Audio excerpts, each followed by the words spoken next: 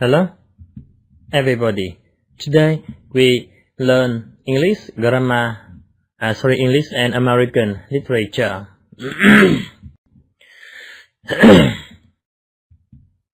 First of all, we learn the first part. That is the characteristic feature of English literature. Yeah, there are totally two parts, and later on we will learn American literature. And first of all, we learn the historical background or historical context from the Anglo-Saxon to the 18th century. The first part of English literature, that is the Anglo-Saxon period. In this section, the Great Britain history is considered to begin in the 5th century, and it was invaded from the continent by the fighting tribal Angli, Saxons, and Jutes. And there are 3 tribal. They came from the northwest of Germany. They came to Britain, and they invaded and they stayed here. And when the Angli and Saxon and Jutes stayed in England, they called themselves English. And further on, they called the land that is the land of Angli, and usually we say Angli land. So gradually we have Angli land mean England. Yeah. So the adjective from England we have English. Also in from the 1st to the 5th century in England, there were no paper. Then there were no books. There were no printing house. So that is why the historical events was not recorded. So, and also in this period, it is called oral tradition. As I have said, in the Anglo-Saxon period, there was no paper, there was no printing house, yeah. So, and there was no book, so everything was not recorded or written. So, in this period, there was the oral tradition. So, how to understand the oral tradition? In the oral tradition, a lot of stories were told from generation to generation. And all stories were told from one person to another one. For example, in this we have the story Beowulf. Yeah, Beowulf is the first masterpiece of English literature. It is actually an epic poem. The name of the masterpiece is the Song of Beowulf. Yeah, it describes the historical past of the land from the from which the Angles, the Saxons, and Jutes came. The epic of the Song of Beowulf tells some events from a people's history. Sing of the heroic deeds of the man, his courage, and his desire of justice, his love for people, and self-sacrifice for the sake of his country. And this poem was told again and again from this person to another. And we have some more, some more information about the Anglo-Saxon and the 18th century.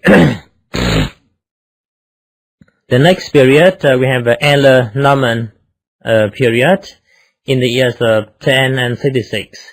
In the Battle of Hastings, the Anglo-Saxon king army were defeated by William, the Duke of Normandy, who became the king of England. And a strong feudal monarchy was established in the country. The ruling classes consist of the Norman nobility and the clergy. Ancients know that William the Duke of Normandy. When the French colonial they invaded England and they settled in England, and William became the king of England. They defeated the English, the Saxon troops, and so when William became the king of England, so in England the Norman people became the nobility, the noble people. And of course, in England now there were totally 3 languages. 3 languages were spoken in England. The language of the Norman nobility was French. They spoke French. And second, the language of the clergy, of the church was Latin. And the language of the common people, the language of the Anglo-Saxon and the Jews, was English.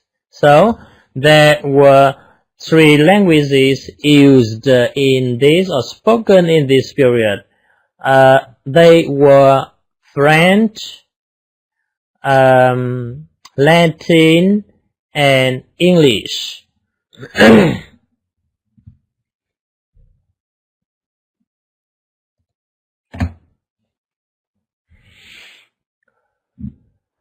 And so there are some features. The Norman brought the Roman to England. The Roman told of the love. The nature of Roman was about love, adventure, and expressed the idea of knighthood in the feudal society. The literature of the church was scholastic, moralizing, and it supported the feudal system. The books were written in Latin by monks. They taught the common people that they should be poor and obey their masters. The suffering on earth, the church said, would bring them happiness in heaven. And there was something wrong with some of the teaching of the church. And all the monks wrote the books in Latin. They taught the people that it should be poor, and they had to obey their bosses, the masters.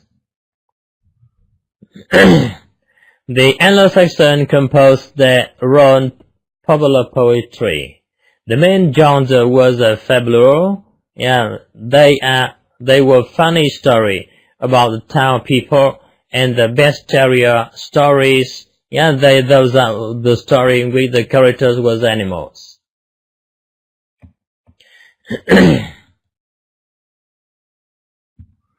And also in this, we move on to the next part, the pre-Renaissance. In the pre-Renaissance, we have Geoffrey Chaucer. That is the founder of English realism. In the from 14th to 15th century, Geoffrey Chaucer was the greatest writer of the 14th century. He was born in London in the family of the wine merchant. From the age of 18, he was connected with the court of the King of England. The Canterbury Tale, and it was of Geoffrey Chaucer. That is the great work of Chaucer's maturity. And that is the product of his final interest in literature. He turned his attention from the audience at court to a wider reading public. He hit upon the most full scheme of his collection of stories.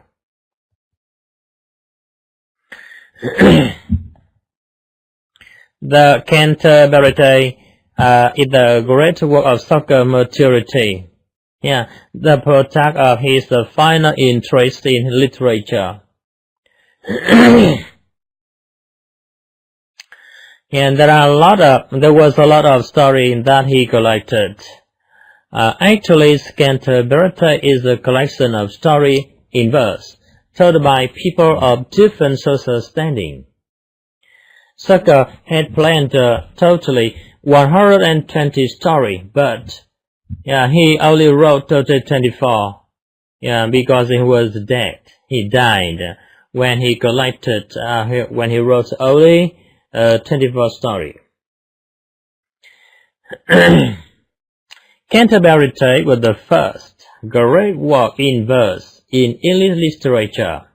Shawker painted a vivid picture of English society as it was in his day.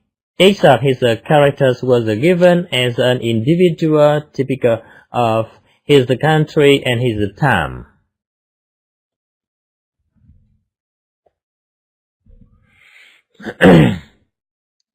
Also in this Canterbury Tale, we can learn something about the life of different people. A lot of people, say common people, were mentioned in the story, in the tale. The character of the tale maybe could be the merchants, sometimes the sailor, and sometimes farmers, and sometimes they contain the writer and businessmen.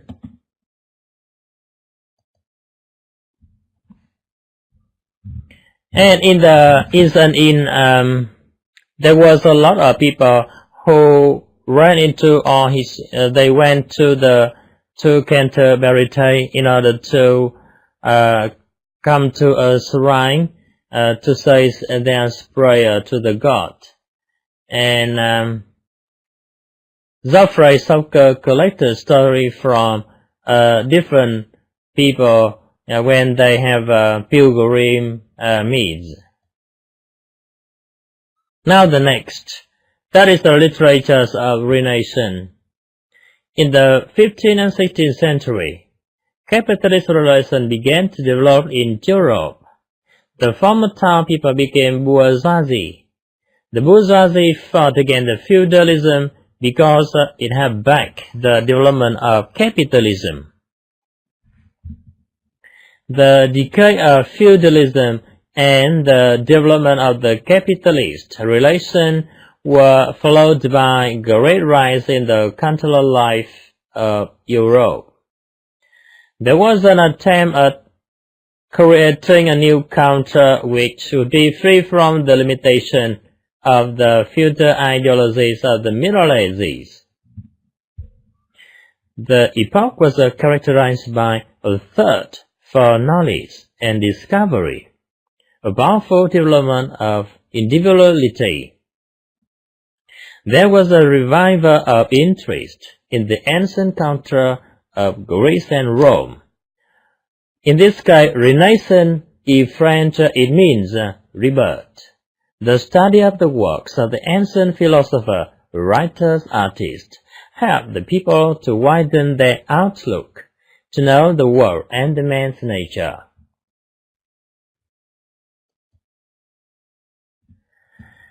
And there are some people, the other researchers also, they raised their voice and they gave some comment. According to Anger, the Renaissance was the greatest progressive revolution that mankind has so far experienced. A time called giant and produced giant power of thought and passion and character in universality and learning. The Renaissance gave mankind such a great man, Michelangelo and Leonardo da Vinci, Petrarch, Durer, Cervantes, and Shakespeare. And all of the people had a lot of interest. They tried to discover the strange thing, and they did a lot of scientific research. In the 16th century, capitalism began to develop in England as well as other European countries. However, it has some peculiarity. Oil production became the leading manufacturer in England. Landowners drove thousands of peasants off the land, turning this land into pasture or enclosure for sheep. There was no work for the peasant, and many of them became homeless beggars. Lust for rich was the typical of the new class of the bourgeoisie.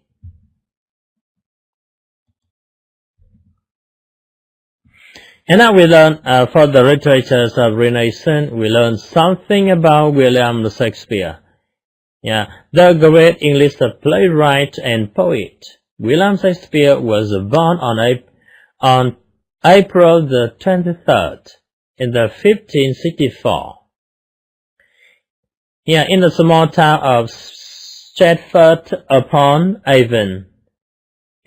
About 75 miles from London. He was the son of the tradesman. And that is the name of his town. His town was beside a river named Avon. So that was his town was called Stratford-upon-Avon.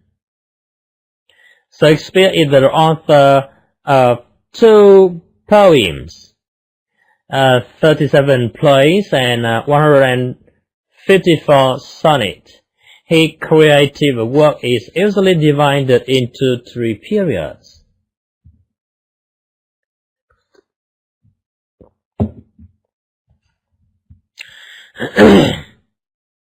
And so the first period lasted from the 1590 to 1600. It was marked by optimism, so characteristics of all humanist literature. It is best reflected in his brilliant comedies. In this period, he had a lot of comedies. The comedy, could make people laugh. But how did they make people laugh? The comedy of William Shakespeare described the adventures of young men and women, their friendship and love, research for happiness. The scene is laid in some southern country, but one can have feeling that the comedy shows the Maryland of Shakespeare's time.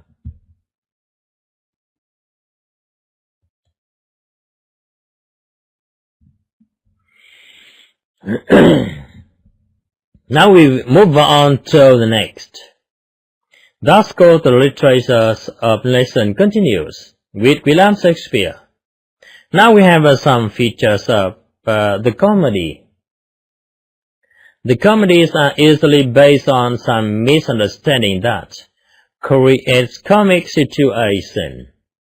They are full of fun, but the laughter is not a mockery directed against the people and their vices.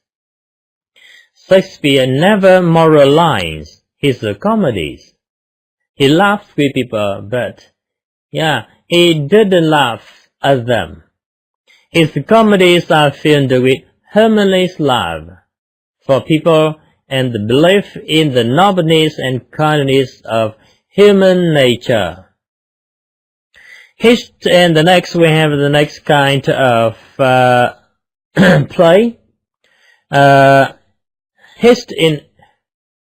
Historical chronic, a play written on the subject from the national history.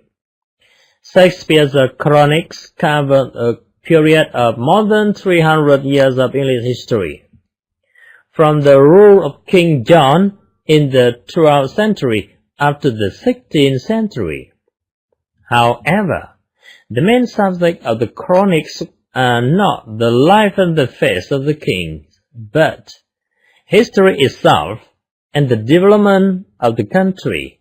Like all humanists of his time, Shakespeare believed a centralized monarchy to be an ideal form of state power.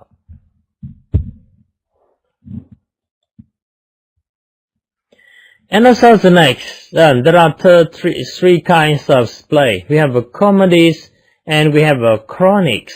And now we move on the third kind, that they are tragedies. The tragedy of William Shakespeare reflects the deep unsolvable continuance of life, the falsehood, injustice, and tyranny existing in society. They saw people who perish in the struggle against evil.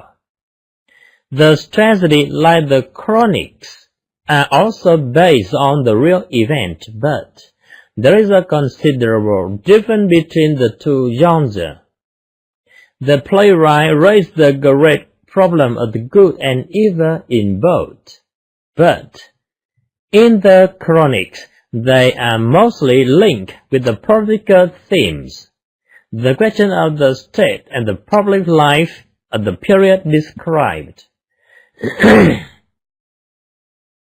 In the tragedy, which are centered around the life of one man, Shakespeare touched on the moral problems of the universe significance. We have honesty, cruelty, kindness, love, vanity, and others. That is why his tragedy are of the great interest to every new generation.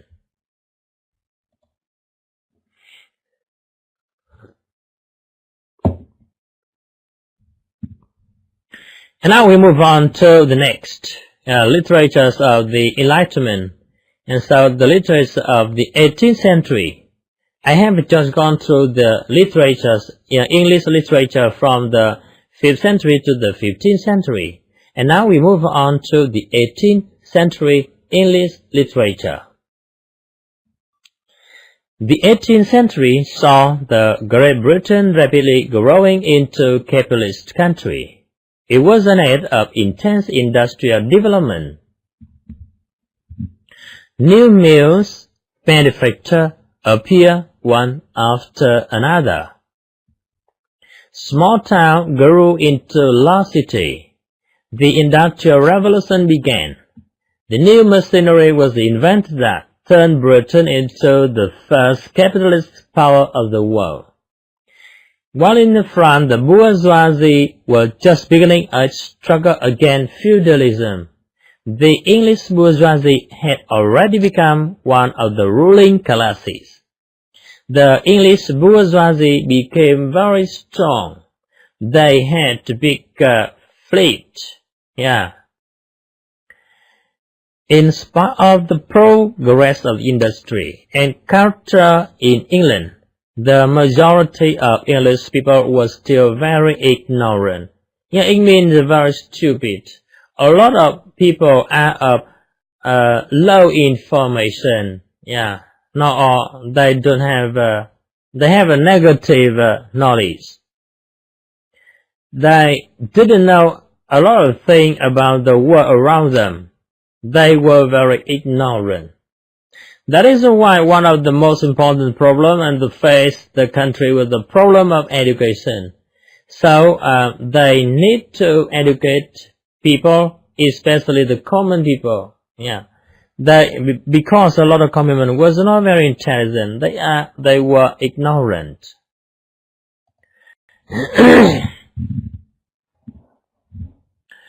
And also the 17th and the 18th century are known in the English of the European country as the period of Enlightenment. The Enlighteners defended the interests of the common people. So, what were the common people? The common people were the craftsmen, tradesmen, peasants. Their criticism was directed against social inequality, religious hypocrisy, as well as the immoralities of the aristocracy. The central problem of the Enlightenment ideology was that of man and the nature. The Enlighteners believed in reason as well as in man's inborn goodness. They rejected the religious idea of the sinful nature of man. Vices in people, they thought, was due to the miserable life conditions, which could be changed by force of reason. And now we have several periods of the movement Enlightenment. Now the first period, we have the early English Enlightenment from 1688 to 1740. This period saw the flourishing of journalism, which played an important part in the country's public life. The numerous journals and newspapers which came into being at the beginning of the 18th century not only acquainted their readers with the situation at home and abroad, but also helped to shape people's views. Second, mature enlightenment. It lasts from the 1740 to 1750, about 10 years.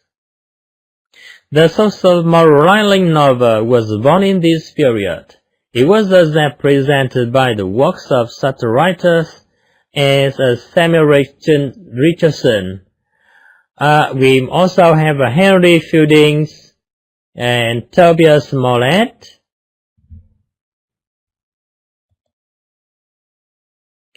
And the third period of the Enlightenment, we have sentimentalism. The writer of this period, like the Enlightener of the first two periods, expresses the democratic bourgeois tendencies of the time. They also try to find a way out of the difficulties of the existing order.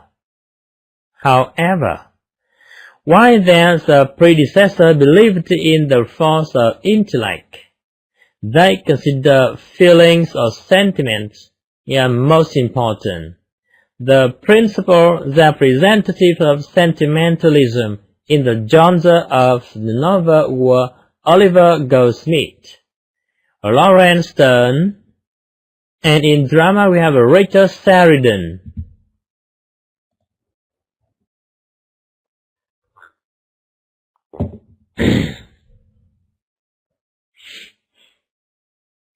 And also in this period we have Daniel Defoe. Daniel Defoe was the father, was considered to be the father of English novel. He was the first person to write novel. Daniel Defoe is rightly considered the father of English and the European novel because it was due to him that the genre became once and forever established in Europe's literature. Daniel Defoe's life was complicated and adventurous. He was the son of the London butchers whose name was Foe, to which Daniel later added the prefix "the". He sometimes used it separately, giving him the name as a French sound. He wanted to make his name to look like a French name. His father was actually a Puritan. He wanted his son to become a priest. But a priest means a father. Daniel was educated in a theological school. Theological school is a kind of a school that teach religion, Christian, and how to behave as to study Christian. However, he never became a priest. He never became a father.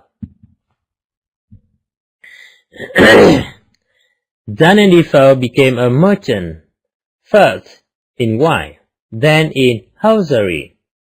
He traveled in Spain, Germany, France, Italy on business. Though his travels were few, however, they gave him a man of rich imagination, material for his future novel. Actually, his trip to the foreign country gave him the material. Defoe's business was not only very successful, and he went bankrupt more than once. Sometimes he went bankrupt.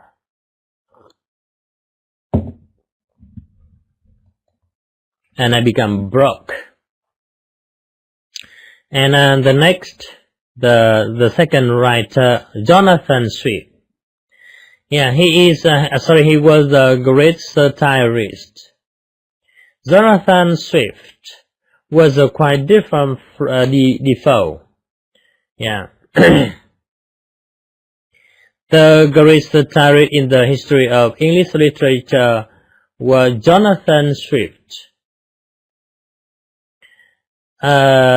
He was a contemporary of Steve Addison, Defoe, and other English enlighteners of the early period. However, he stood apart from them, for while they supported the bourgeois order, Swift by criticizing different aspects. Jonathan Swift's literary work was always closely connected with his political activity.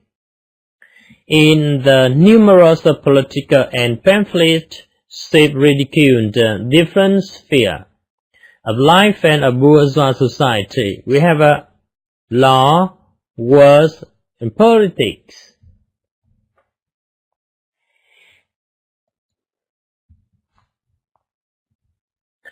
And now we move on to the next. Romanticism in England. And that is the literature at the beginning of the 19th century.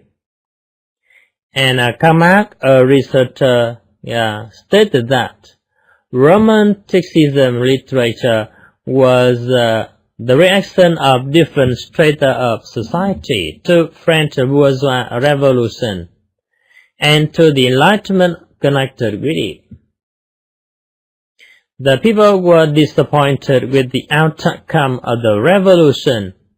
The common people did not obtain the liberty, fraternity, and equality.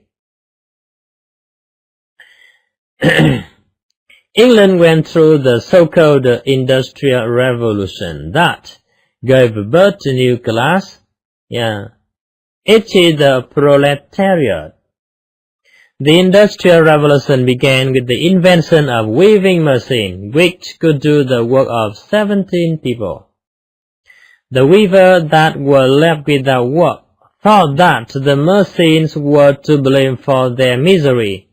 They began to destroy these machines.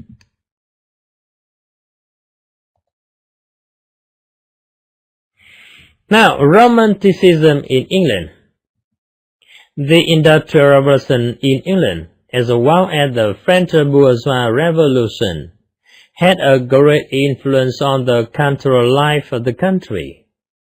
In addition to the problem that the European contemporaries were facing, the English writer of the period had to find answers to those that arose in their own country, such as the growth of industry, the rising working class movement, and the final disappearance of the class of peasantry. Why? Because a lot of peasants moved to the city in order to make their own living.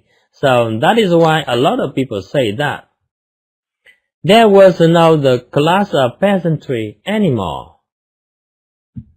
Some writers, though, they had welcomed the French Revolution and its slogan of liberty, fraternity, and equality, and later abandoned revolutionary ideas. They turned their attention to nature and to the simple problems of the life. They tried to avoid the contradictions that were becoming so great in all the spheres of social life with the development of capitalism.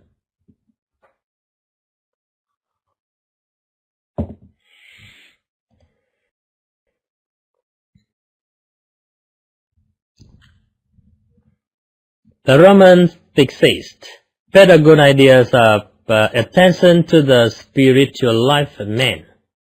This was reflected in abundance of lyrical verse. the so-called exotic theme came into being, and the great attention was dedicated to nature and its element. The description became very rich in form and many-sided in content. The writer used the means such as symbolic, fantasy, grotesque, legend, tale, song, and ballad also became part of their creative method.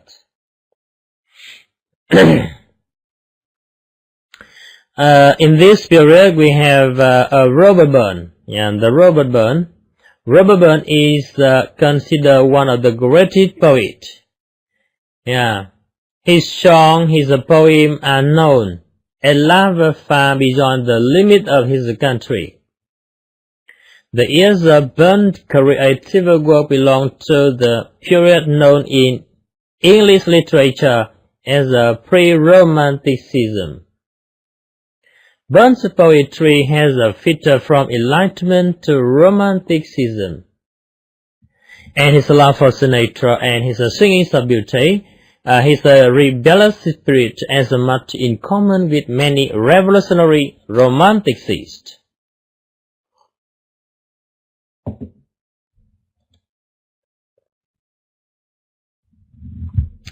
And the next poet we have William Wordsworth. He was considered the worshipper of nature. He was born in the Lake District in northwestern England. The first influence upon William Wordsworth's life was as a poet came not from his parents but from nature. In his poem, The Prelude, Wordsworth left a full account of his boyhood in the Cumberland Hills. It is noteworthy that William Wordsworth, more than any other English poet after his day, regarded nature not only as a source of spiritual influence on man,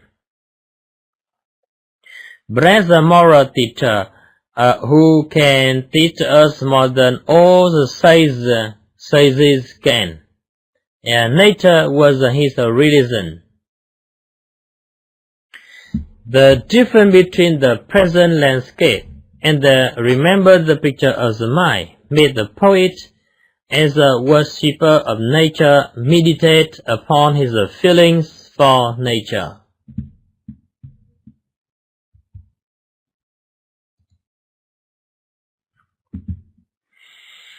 And the next one we have Jane Austen. She was born at Stephen Rectory in Hampshire, England. Jane Austen spent her childhood and early summerhood at her birthplace. Her hometown. And though the place was secluded from the outside world, it gave her an intimate knowledge of the segment of the English society.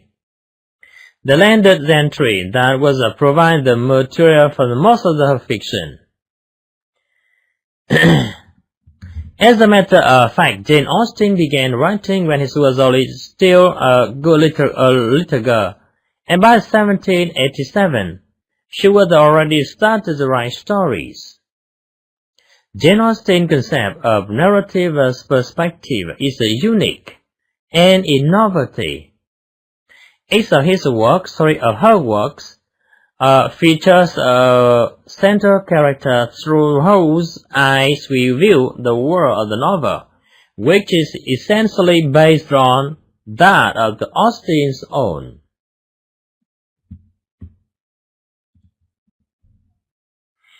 And now we move on to the Victorian age, the critical realism in England. The 18th century was characterized by sharp contradiction. In many ways, it was a progress. Railway steamships were built, great scientific discovery was made, and education became more widespread. But at the same time, it was an age of social unrest. because there was too much poverty, too much injustice, too much ugliness, and above all, the fierce exploitation of man by man. The critical realists introduced the new characters into literature. They describe the new social force into modern history, the working class. They expressed the deep sympathy for the working people. They described the unbearable condition of their life and work. They voiced the passionate protest against exploitation and described their persistent struggle for their rights.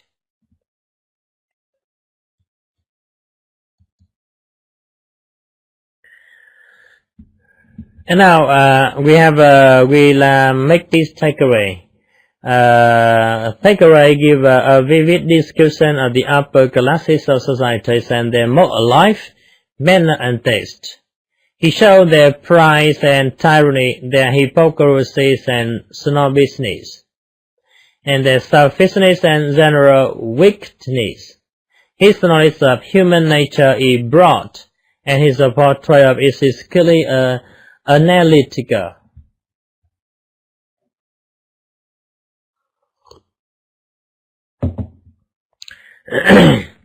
William Makepeace Thackeray has a strong criticism. His satire is very sharp and bitter. He is a genius in portraying the negative characters. His positive characters are less vivid, but all of them are true to life.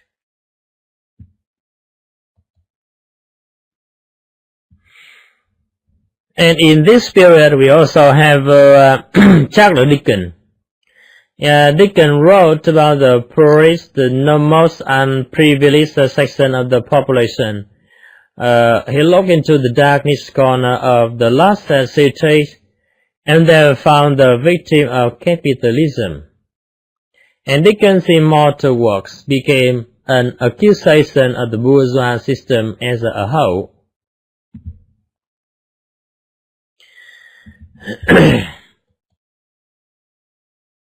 And next we have a Bronze Sister. Besides George Eliot, there was at least two great women novelists during the Victorian age. They were Bronte sisters.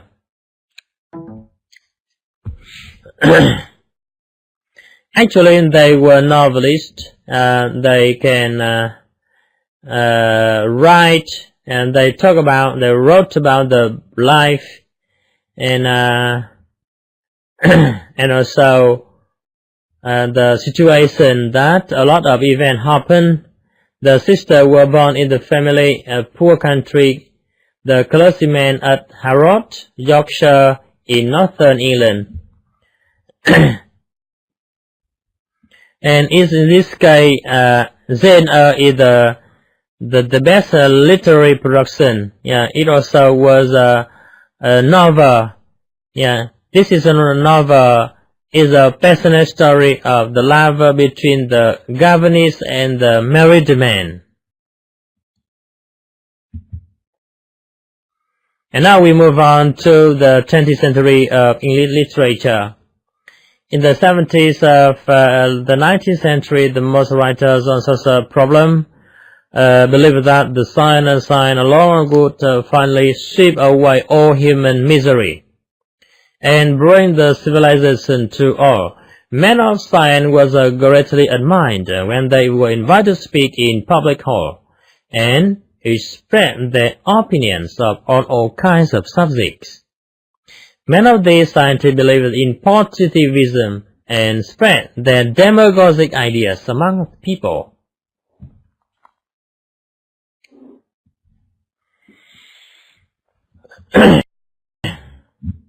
At the end of the century, that great writer who was interested in the human society as a whole, we have saw Galsworthy. It was in the last decades of the century the new trade unions sprang up. Workers, regardless of their qualification, could join even unskilled factory hands were accepted. It was now easier for the workers to help one another during the strike. The trade union officer was no longer the representatives of the bourgeois liberal party. The leaders were real workers such as Thurman, who later founded the British Communist Party.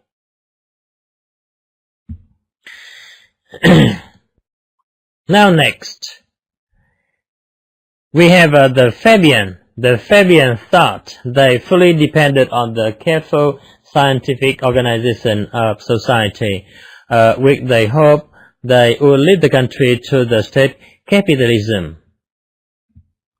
The activities of these socialists are interesting, however, from the historical point of view. They investigate the different systems of labor and made a thorough examination of the housing condition in working class districts. And also in this century, the houses look ready to fall, many of them out of the perpendicular. Entire families were crowded into the one room, and most of the doors stood open all day as well as all night, and the passages and stairs sheltered many who were altogether homeless. This is the really bad situation of the people who live in London. Everywhere were drunkenness, dirt, and bad language. Gambling was the chief amusement of the young men. Fights in the street were common, ending at times even in murder.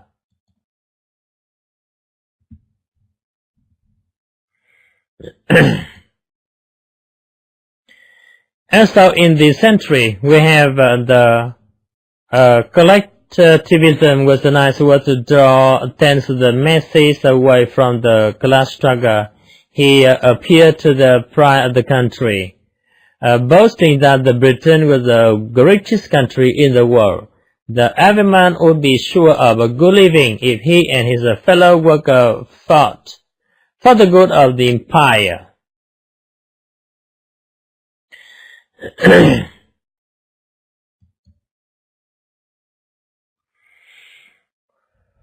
The crisis of bourgeoisie culture was reflected in literature by the appearance of two chains. We have one progressive and the other regressive.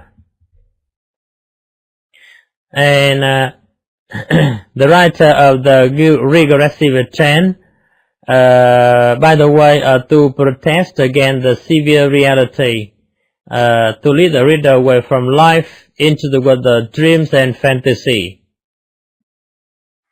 They idolize the patriarchal way of life and criticize the capitalism chiefly for anti-aestheticism. At the end of the century, this reactionary theory found its presence in the decadent literature and art. In this case, it is called decadent art.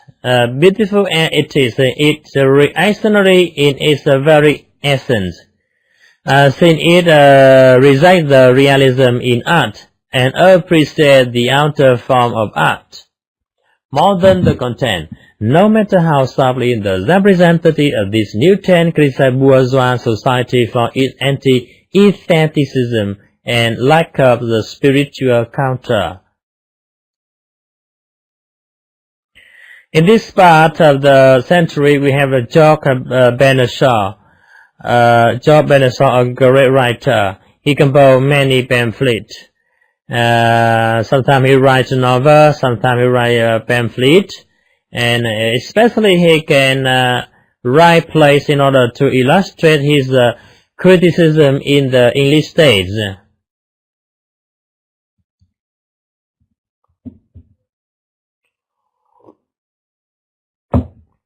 The most important play by Shaw, that was Caesar and Cleopatra. And he also had Andrew and the Lion, the Doctor's Dilemma. And also in this period we have Henry Graham Greene's the first twin of a hound by the small account. He came into his own with a thriller.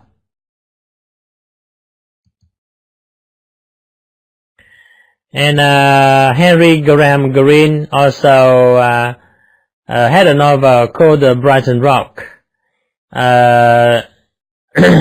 He shares some element with the entertainment. Protagonist is a hunted criminal roaming in the underworld of the English Sea Resort.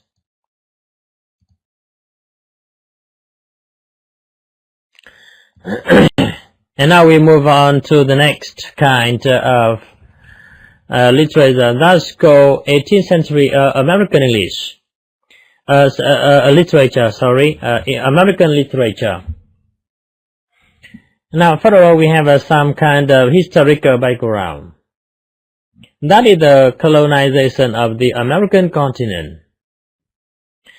And the discovery of the American continent was made during the Renaissance time. The first European colony in America was established in 1490 by Christopher Columbus, who mistook the new continent for India. This misunderstanding was a new year later cleared by Florentine named Amerigo Vespucci, who found that Christopher had made a mistake. So the new continent was not India, and as a result, the new continent came to be called America, after the name of its undoubted discoverer, America. Second, when American Wars of Independence happened, and that was late in the late 18th century, the British Empire included the so-called 13 hours in a colony in North America. The British bourgeoisie unfavorable attitude to economic development in the colonies caused American independence to break out against all the odds. The barefooted American, under the leadership of their talented leader, General George Washington, they won the Revolutionary War.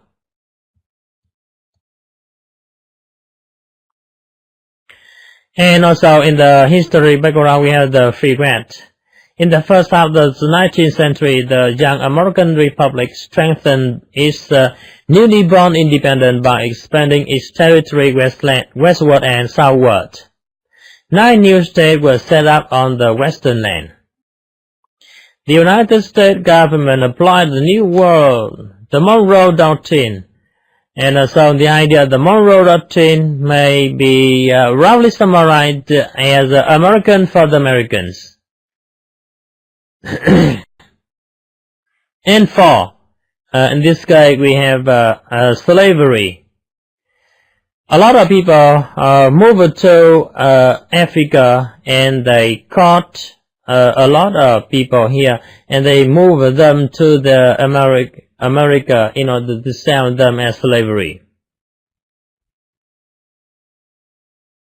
The Spanish used both Indian and African slaves in America, beginning in the 15th century.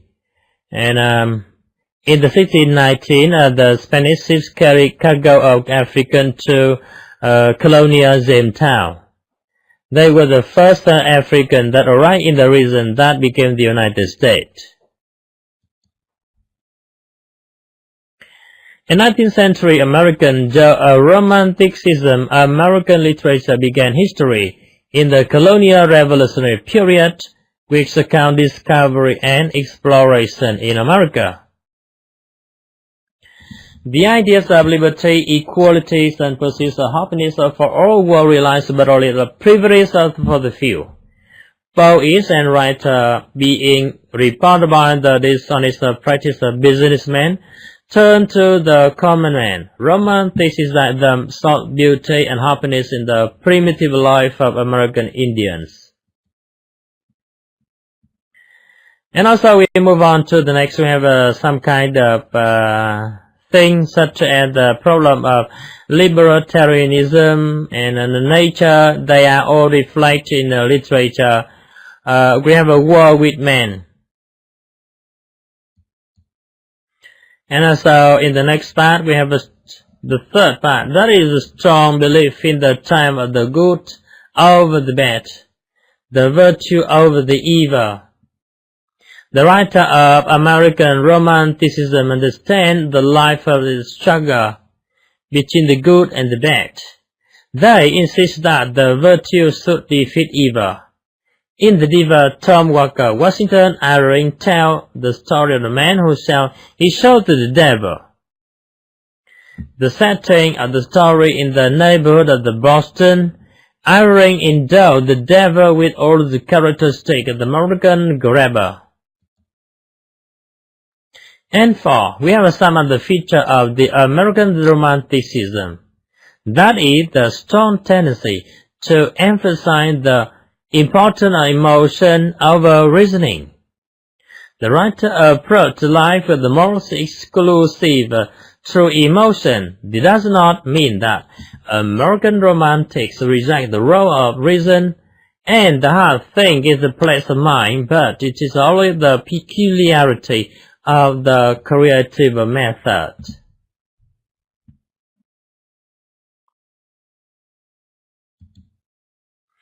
Now, and the next matter, it is reflected in American literature, that is called patriotism. Cooper and Poe were the poets in the Great Repetition in Europe. And those who wrote great consciousness in European country tradition included and the Cambridge poet.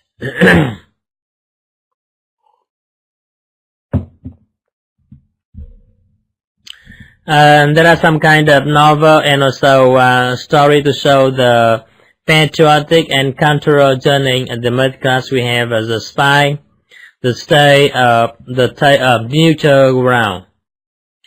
In this novel, Harvey Burt, peddler and the spy, he is a patriot and is ready to serve General Washington to the last. But he's pretend to serve the British so and to this guy, his real aim to serve America.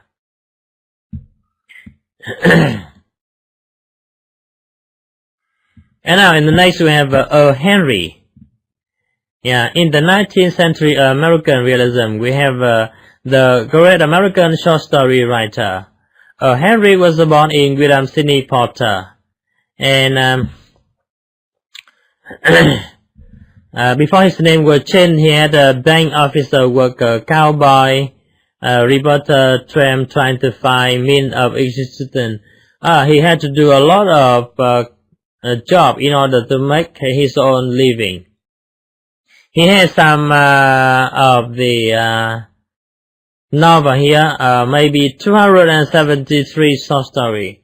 Among them we have the famous story such as The Gift of the Magi, The Service of the Love, The Corp and the Anthem, The Unfinished Story, Romance of the Busy Broker, The Last Sleep While the Author Waits, The Third Ingredient. Those were very famous for the American readers and in American literature.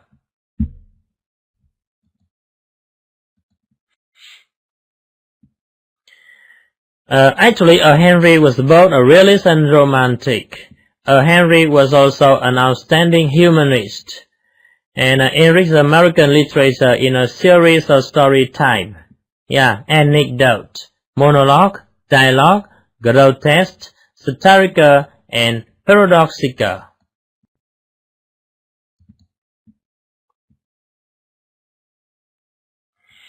And now next we have 20th century American literature. We have the World War II, the World War War the First, caused the devastating consequences to Europe, but not to America. In 1919, President Woodrow Wilson of the United States arrived at The Peace of Conference held in Versailles at the end of the World War I, and the strong supporter in the doctrine of national self-determination. Unlike the World War I, the World War II really touched America. The successful Japanese attacked the American base at the Pearl Harbor in Hawaii on December the 7th, 1941, together with simultaneous attack on the Pacific bases brought United States into the war. And also, we have the period of containment and Cold War. The most important fighter in the history of the United States after the World War II involved the role of the United States as a robber policeman, cruising from sharp increases in U.S. power, and the sharp decline in the position of the three principal international powers of the pre-war era: Germany, France, and Britain. And the US was carried out through the policies of containment and the Cold War. Containment means the US effort to contain the former Soviet Union and the Communist world. The Cold War means the cold need, the hostility existing between the two camps, which emerged after the World War II. The period of containment and the World Cold War lasted till the 1970s of this century. For literature, we have three themes stood out prominently in the 20 American literature: that Get Rich Quick theme, the War theme, and Negro theme. The Get Rich Quick theme originated from the day the gold rush and the westward movement started. The beginning of the 20th century, people marching west were called a pioneer. The pioneer had only animal and Indian trade to guide them over the wilderness. Such quality as the endurance and literature can reflect them all. They have a physical strength and courage.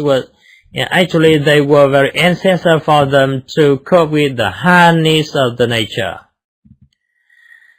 At the beginning of the century, the Get Rich Quick theme penetrated novel and story about the gold rush, where man and nature wrestled with each other for predominance, as shown in Jack London's work about the North.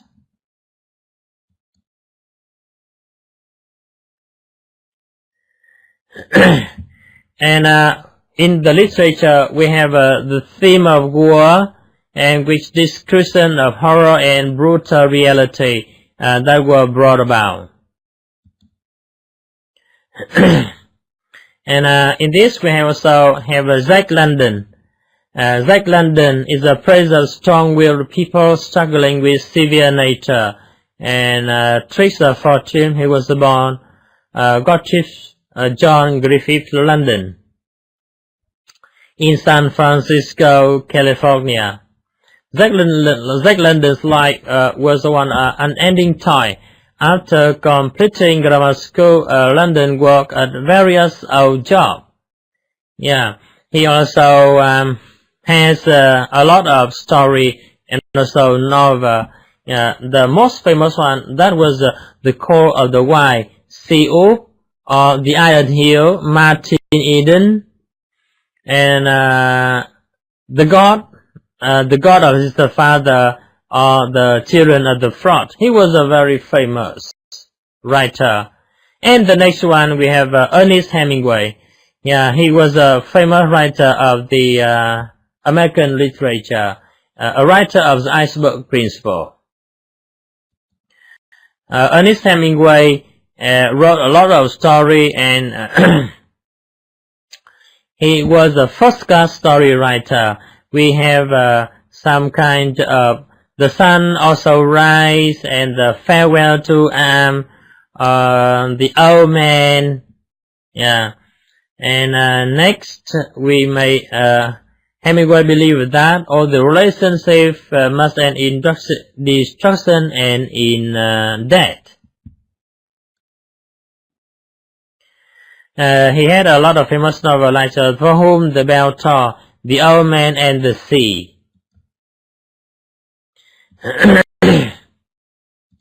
Okay, that's also for thank you for listening to me. I hope that if you don't understand something, you may post any question on the forum. I will try to provide you with some more information on English and American literature. Thank you for listening to me. And now I'd like to say goodbye to you all.